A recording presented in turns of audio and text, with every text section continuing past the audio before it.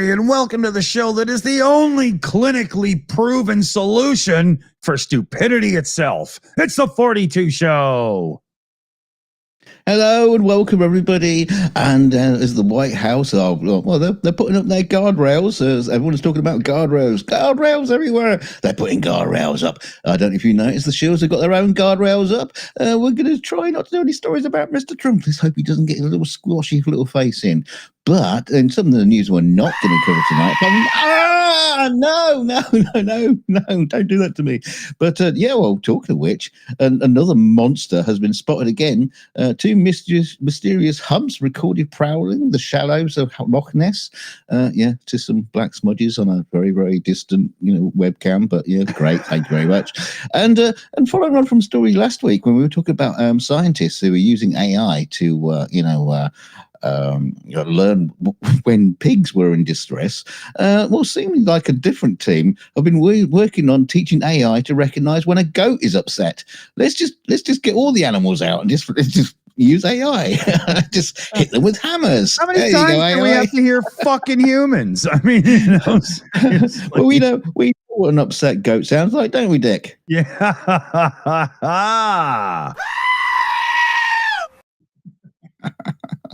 We know. So back to reality. Unfortunately, those stories were a reality. But yeah, back to reality with Mr. Dawson. Yeah. So Apple, but Apple has a history.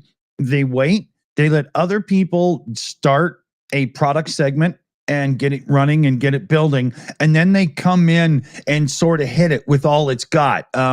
A big example would be the iPod and the other MP3 players, right? But, that's kind of their MO. They're never first. And so when they came out with their, what happened there? Their Vision Pro headset, a lot of people that are, Apple-ish, thought, this is going to change the game, just so on and so forth. And it does have spectacular features and so on. But it's really looking like in the background that Apple is tactically retreating from the Vision Pro at the moment, probably gearing up for a more cheaper one, but sales are way underwhelming.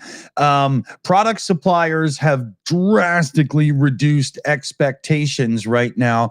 And it's starting to look like there's so much hardware already in supply to manufacture the devices that they're not really going to need anymore. They thought they would come in with somewhere around 5-6 million units sold over the course of the Vision Pro's life. At this point, Counterpoint Research estimates that they've sold about 370,000 units in the first 3 quarters of 2024. Meaning that, I'll be surprised if they even hit 500,000 units sold, including this Christmas season coming up.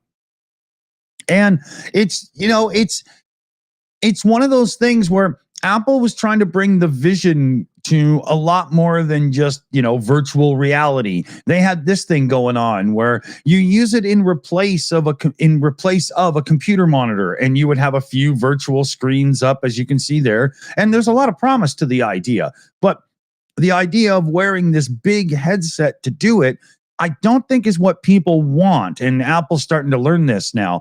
But the idea of having a pair of glasses like Iron Man in the Avengers movie and having a heads-up display computer going on in said glasses is a tempting idea for a lot of people. I get that. But that's not a monstrosity headset with a big thing strapped to your belt and everything too. So, there's a little Apple update. Don't accuse me of being a fanboy.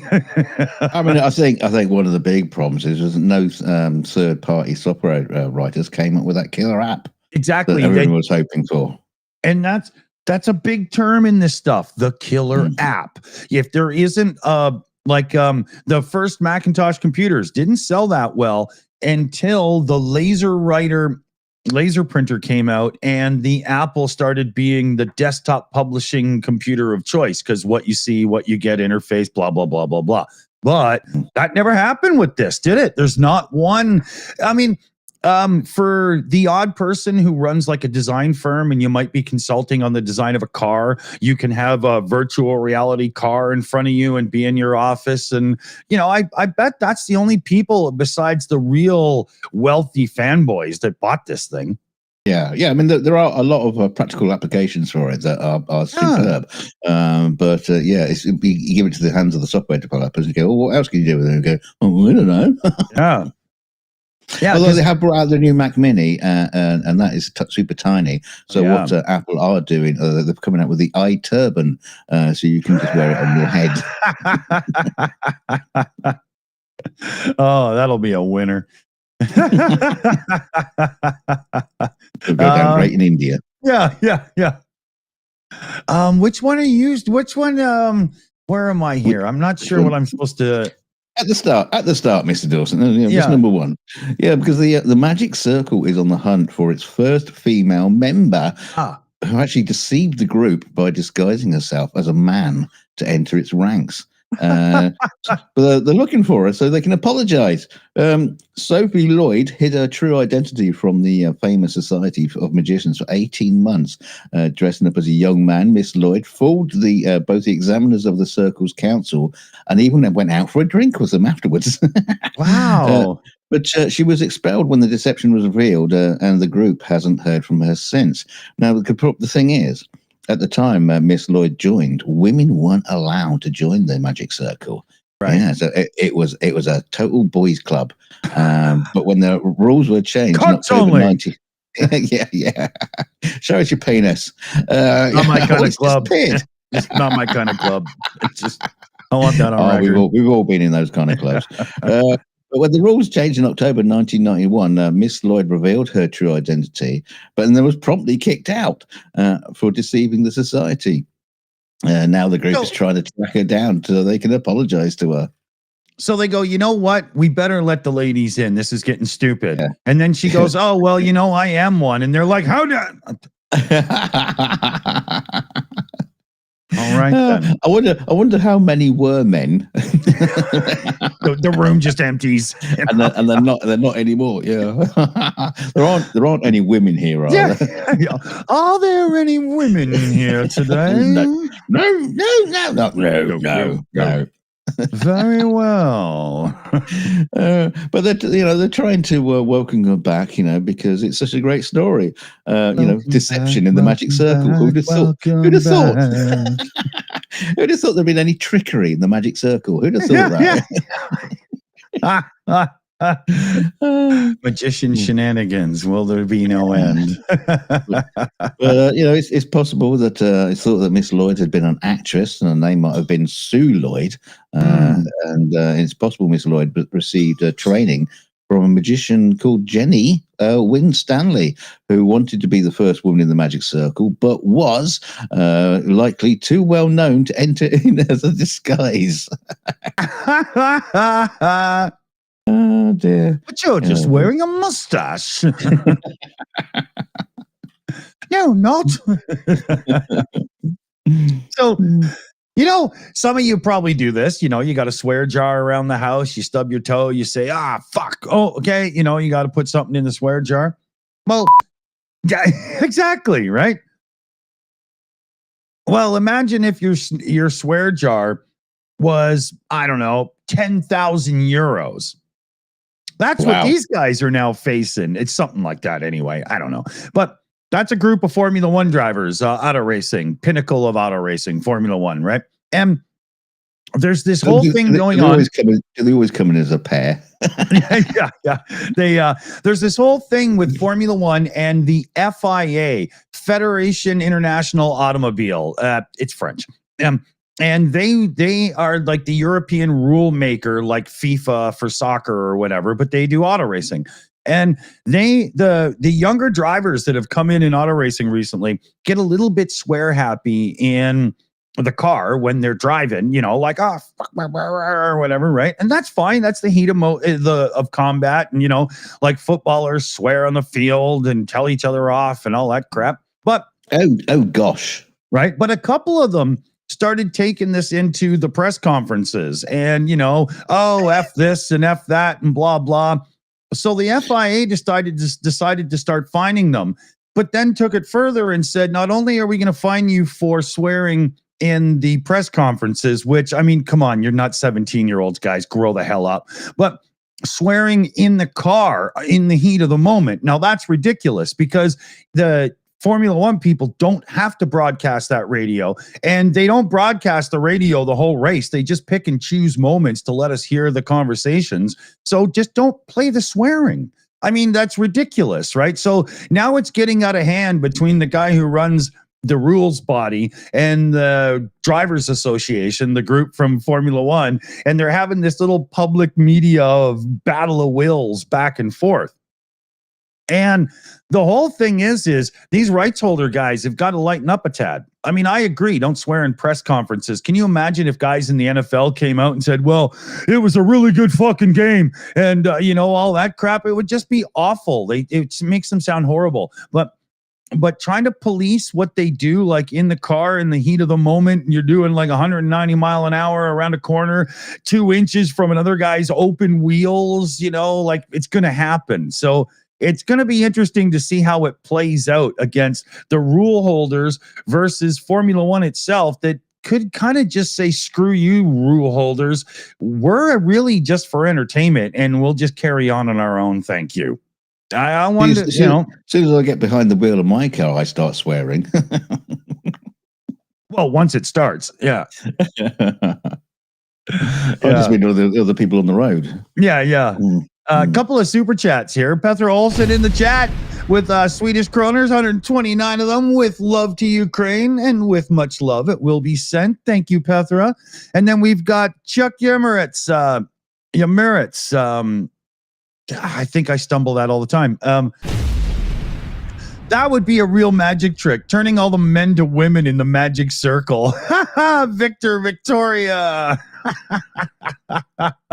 And your penis disappears. And your penis disappears.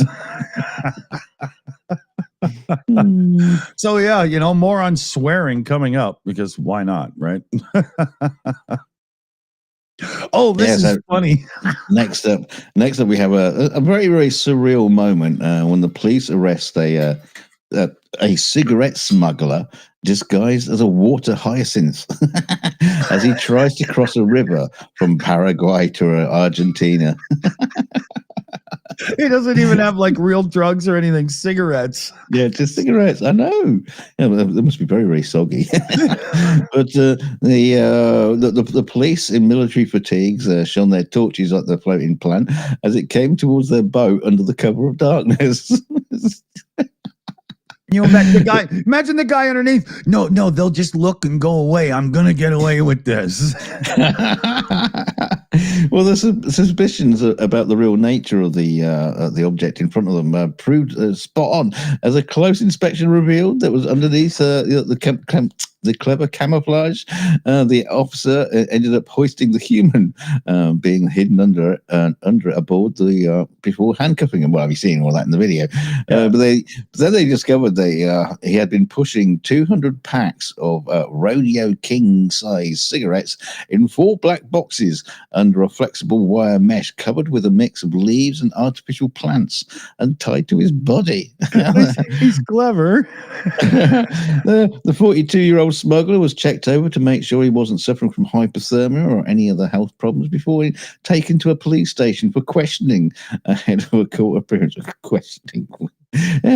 What kind of plants did you check? How do you look after it? Yeah. You got any tips? But the incident occurred in the early hours of yesterday morning, whenever this story was written, so I don't know when that was.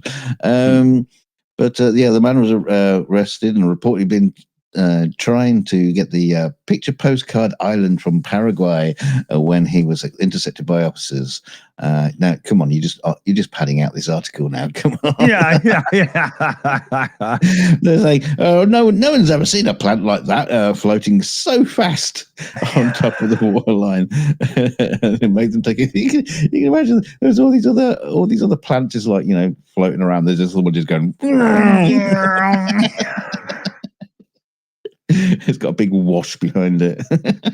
Oh, that's funny, man. That's creative. He's clever. It's stupid, but clever. Yes. There's somehow it you know. Dear. Oh, what happened? Oh, good thing that my setup here is completely ruined. Okay. Jesus Christ. Okay. So, here's a little thing on media and how far people will go to rub the results in and skew things. But thehill.com, you probably know of The Hill if you were paying attention to the political race there in the United States at all. They have this as a headline: Republicans win House, delivering Trump a trifecta. Here is ABC's live coverage of the House seats that are still coming in. And the Republicans have 215 and need 218 for control. So they don't have it yet, right? So you go to their article again and scroll down. And what do you see? Oh my God, it won't scroll. Oh, because there's a pop-up ad in my way. Oh my God, this site. And it says Republicans are projected to keep control of the House of Representatives, handing the party total control of Washington. And then it goes on, the breakdown of the House is still uncertain because there's still some counting going on and stuff. They've been working with Senate Republicans for months on legislative plans that they can swiftly send to Trump in the first 100 days of total Republican control. And so you've got sites that are, The Hill. You would say it would sound like there's going to be some sort of evenness to the approach, and it's very much proved not over time.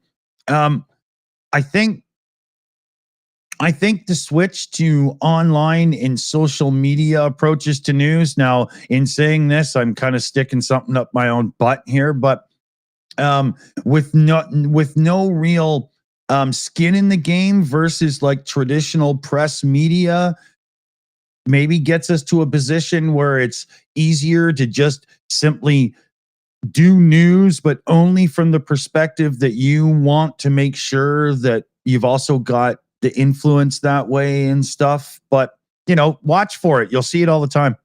PJ CNET found that one, and it's hilarious. Republicans win House. Like, that's definitive. It's not done yet. Right? Well, they probably will. Yeah. That's like saying, and with 20 laps to go, Mario Andretti won this year's Indy 500. What? Yeah, let's open the champagne. Now it does look like they will, and it does look like they'll have enough control that Trump won't have a lot of checks and balances, but that's a whole different thing. That's not, Yeah, they'll be burning down the Reichstag next. Burning down. Okay, yeah.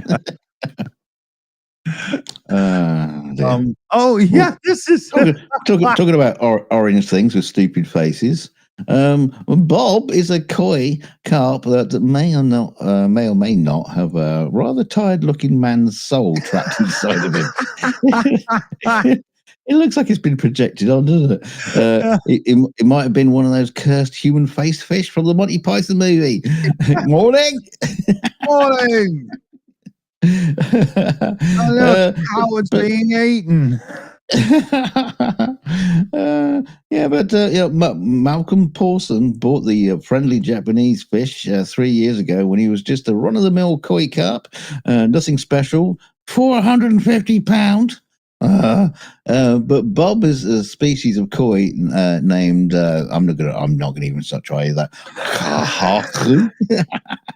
Known for a striking white and orange colors that actually change over time. Sunlight, diet, and water conditions can make the fish's patchy colorations more vibrant or paler. While living in Malcolm's back garden koi pond in Leeds, in the UK, Bob started forming black marks on his head that resemble eyes, nose, and mouth. Probably looks like his owner. He looks like one of my avatars that's gone wrong. I'm gonna have to grab that. Yeah, so Bob has become so infamous in the local community that people pop over to his garden landscaper's house to say hello to the fish. Many friends and family love him, he says. My daughter's friends are always asking to come and see and feed him. Even people who walk past my house stop and stare if I have the gate open. I welcome anyone in to see him. Let's all go. Probably runs a sex dungeon. Yeah, but the fish has become a star of Malcolm's TikTok account, with one user remarking, "Looks like our dad." Looks like Nick Suter. No, it hasn't showed for 30 minutes. Yeah, Malcolm says he's determined to make Bob the human fish famous. And TikTok users call him beautiful, flipping creepy, and handsome. And that's not even talking about the fish. That's funny, man. That is seriously creepy, though, right? Yeah, yeah. I mean, he's going to make the fish famous, and then, of course, like I say, the color is going to change anyway, so it's not going to last long. It's true. Cash in while you can. Yeah, kill it and get it stuffed now. Or what if he stopped shaving and Just put a beard on it. Yeah, just drawing on, Yeah, that's what's going to happen when the coloration has changed and he doesn't become famous anymore. He's going to get a Sharpie and just draw on it. Yeah. You'll have a plastic one made, and then just have a wind up. There, look, there he is. Yeah, one of those Bobby Best things. Yeah, Billy Best. So, customers.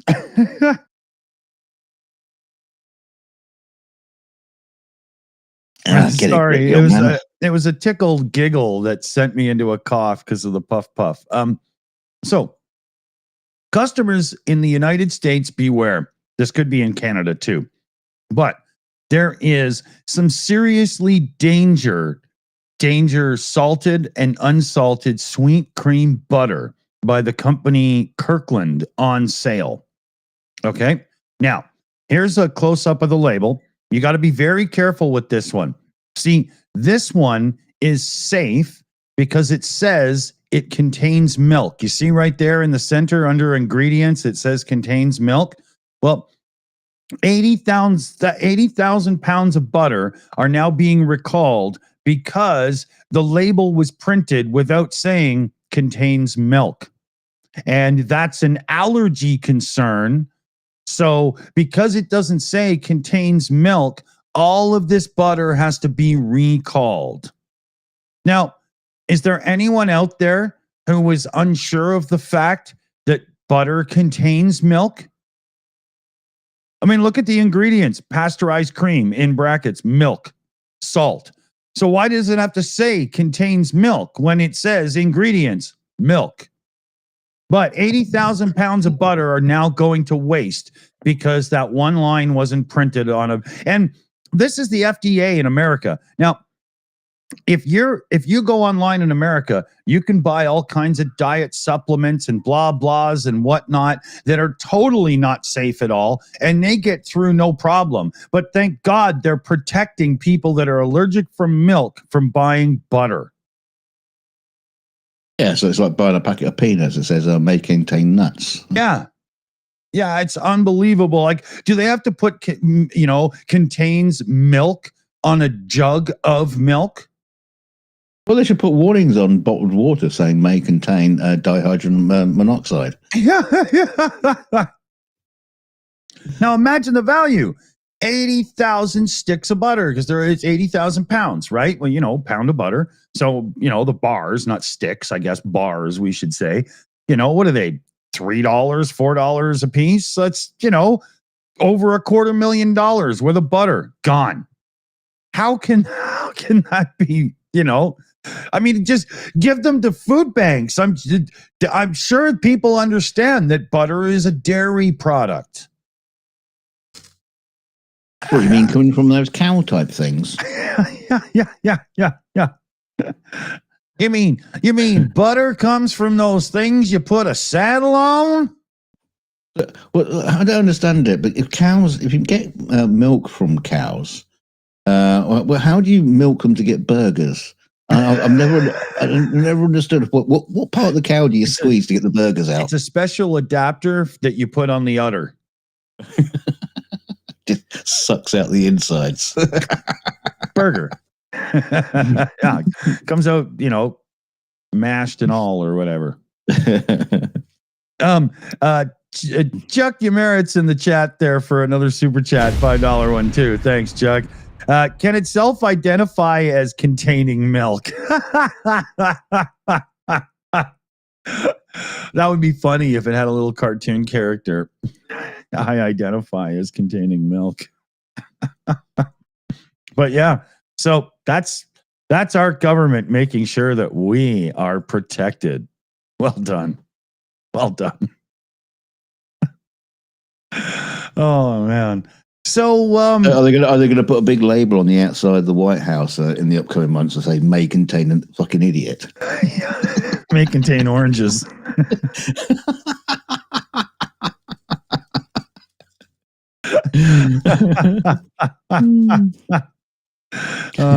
Warning, felon inside. Yeah. Oh man. Or like those labels you get outside people's houses with like a big fucking Doberman, and it says, I live here. Just get a picture of Donald Trump on the front of the White House. Hey, remember, read the thumbnail. Okay, so we got to move on here. So, hey, you brought him up first, so it's your fault. So, why is the Tour de France happening in Hong Kong? What the hell is going on here? Yeah. This is weird. A clampdown has been enforced to curb a social media trend in China, where thousands of students rent bikes late at night to go buy soup dumplings. Yum. Dumpling run. Police in the Henan province closed bike lanes connecting one region to another one, blah blah blah names, in a bid to reduce the number of students making the 37-mile journey. Pictures show that the group of students, which was called the Night Riding Army by some taking part, has been blocked to the highway in central China on Friday night. Local outlets estimated up to 200,000 young people. Holy shit! Bikes. Yeah, the bikes cost as little as £1.51 for a month. Jesus, to travel to Kaifeng for its famous Guantang Bao, the type of soup dumpling. Yeah, okay. Li Lulu, a student at Henan University, told State. Why do I always get the Chinese ones? Your choice, man. That one sounds a little Fifth Element to me. She says people sang together and cheered for each other as they while climbing uphill together. We could feel the passion of the young people, and it was so much more than a bike ride. Sounds like a John Lennon song to me. Fat bottom girls. One person also posted on social media that last night's night riding army was spectacular. Two lanes were opened that simply was not enough. The cycling army accounted for 4. I mean, now it comes to the question: what's the big deal here? What's the problem? Because what they're saying is what's happening is the riders are kind of abandoning the bikes at the end of the journey. I thought they were bitching because streets were blocked with bikes, right? Like, look at that. If you were trying to get home, you ain't going anywhere, man. Well, that's the other thing is the streets are just filled with people on bikes that people can't get around, and a lot of the bikes are getting locked up and left outside. 200,000 bikes just left at this restaurant. yeah, exactly. But the government says young needs passion, but it's called on the Zhengzhou students to avoid riding in large groups and consider public safety. This restaurant needs to hire the adjoining town next door just to facilitate deliveries of their soup so people can stay home. Or maybe just open a restaurant. Yeah. Now hiring 50,000 delivery drivers, must have their own bike. Yeah. It must be. They must be good dumplings. Can you imagine? Can you imagine turning up the restaurant? 200,000 people turning up to your restaurant for dumplings. Can you imagine? You open your restaurant, you have a nice quiet lunch, evening's coming, it's supper time. You're like, okay, I hope we have a good day today. And 200,000 people show up, and you're like, I got 9 tables, man. Was that distant tingling of bicycle bells I can hear in the distance? It sounded like a fucking or earthquake going, Oh, that's funny. 200,000 people all heading out for soup. Wow. Okay. So, I want to show you a picture here. This is Gus. Now, do you notice anything odd? That's an emperor penguin. If you know, emperor penguins, they hang out Antarctica, right? They're not, big on California beaches or anything like that. So you notice he's standing on a beach. He showed up in Australia. A couple were down at the beach and they saw this thing that was coming closer and closer in the water, and they thought it was a bird because they saw the beak. And then as he got to the thing and kind of popped his head up and started waddling out, they were like, "What the hell?" And this guy, I hate to tell you, Dick, he is a bird. Yeah. Well, but they meant like flying bird, not a penguin, right? A proper bird. Yeah. So they alerted some people and whatnot. And here's another picture of him here. And he's at like a wildlife place now. They were weighing him. He was a bit underweight, little malnourished, and but he's been healed up and he's getting there. And they're gonna, figure out what to do with them for there. I mean, he looks like he's been put against the wall to be shot. Yeah. No, don't. This guy's arms tied behind his back and everything. See that? Yeah. Flat Earthers got him. You tell us our Antarctica's fake. You tell us. But that's the whole thing. They're doing this trip. The whole flat Earth debunker world is doing this thing, the final experiment. And they're trying to get a few flat earthers to go to Antarctica so they can show them, look, 24-hour sun or blah, blah, or whatever the hell it is they're up to. And I would like to point out that y'all could stop and pick Gus up and take him home. Right? Make the trip worth it. That's why he left. Yeah. He's like, oh, flat earthers are coming. I'm out of here, man. They'll be here claiming I'm not a real bird or something. Yeah. I am not a robot. Penguin lives matter. It's funny though, you do call him an emperor penguin. I mean, he was actually a president penguin before he threw out the Constitution to declare himself emperor. Yeah.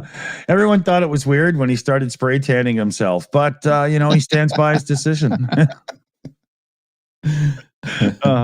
So now this distresses me, and it distresses Buckchuck, Sergeant Buckchuck, our mascotty guy there that's always pointing at super chats. Yeah, keep your ears covered, Buckchuck, because sorry, buddy. A German butcher has formulated a bizarre solution to the country's growing raccoon problem. Because you know what Germans are like; they're great for final solutions. Michael Rice, a sausage seller in Saxony, has seen sales of his raccoon-filled products soar in recent weeks. Run, Buck! Yes, run, Buckchuck, run! Get out of there! Yes, he's turning them into sausages.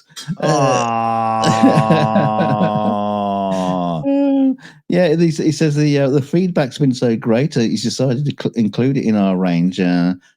Before we normally just throw the carcasses away. What are you doing with raccoon carcasses in the first place? Boy, what does he call them? Cute little furry burglar sausages, with a mask. Like it's just sausages in disguise. Yeah.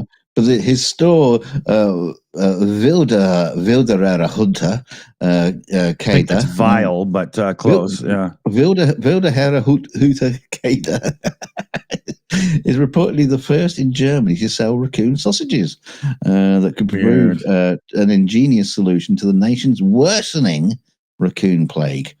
Rice's products include a raccoon breakfast sausage, a liver sausage, and even a soap made from the soup. I want to talk to this guy.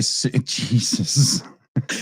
I want to talk to this guy because what happens if he discovers ants? Does he eat them too? Like, is it? Put them in a sausage. Yeah, seagull flies by, he shoots it and grills it up. I mean, what's this guy's it in a damage, sausage. man? You know? Oh, they are German, so they put everything into sausages, even sausages. They make a sausage. No, he says raccoon is a delicate taste.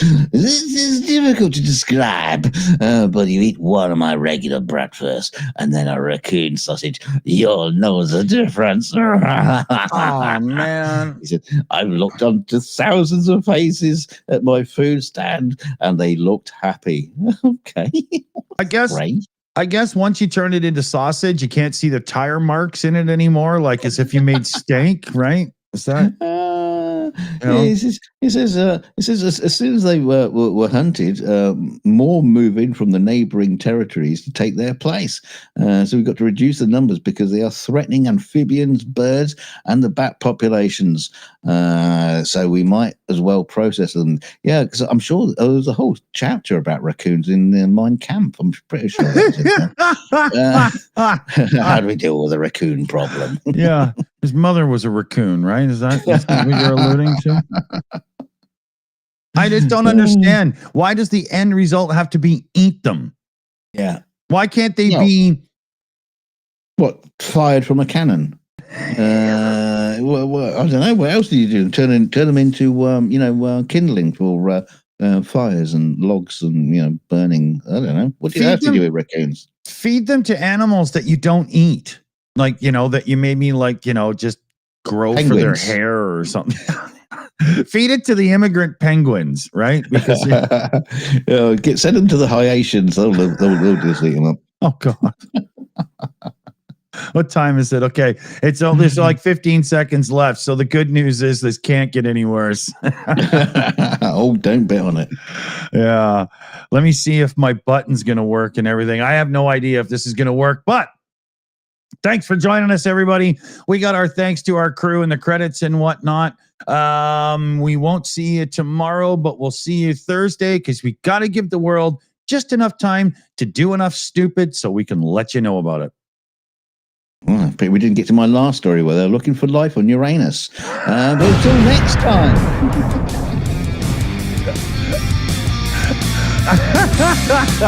I thought that was just the moment where it had to be called right there. Big shout out to Shada running the Shills account for us over the last bit while Annette's doing her move. As we understand it, the traffic to Mars was a bit thick, but Annette will be there soon. We've also got PJ, CNET, and Super Chat Matt. So thanks, everybody, because without the team, we're just a couple idiots. And we're still a couple of idiots anyway, whatever happens. But thanks for coming. Thanks for the super chats. Thanks for the donations. And thanks for becoming channel members and all that kind of groovy stuff. Don't forget to hit like on the way out. I'm doing that right now, so you can just damn well do the same. And don't forget to share us out. Share us out wherever you can. Share us out like a penguin. You just go to another country and say, oh, have you heard about the Shills? What's on the telly? What is that penguin on the telly? Or you can just share us out on social media. Until then, we'll see you on Thursday, I guess, for more of the news.